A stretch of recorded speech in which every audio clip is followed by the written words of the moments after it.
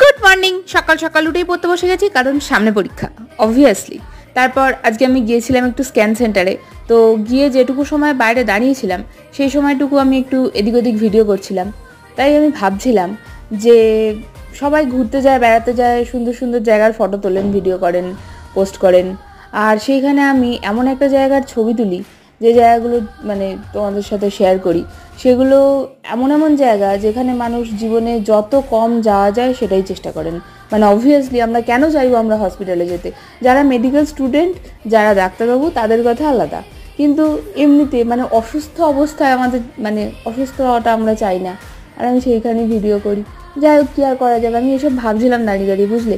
এরকম আমাদের ইউটেরাস, আমাদের মহিলাদের ইউটেরাস থাকে। এই যে ইউটেরাস স্যার পড়াচ্ছিলেন আজকে। তারপর আজকে আমাদের দুটো ব্যাচের একসাথে ক্লাস হচ্ছে, বিশাল ভিড়, বিশাল ভিড়। চলো ঘরে চলো, ছুটি, বাই।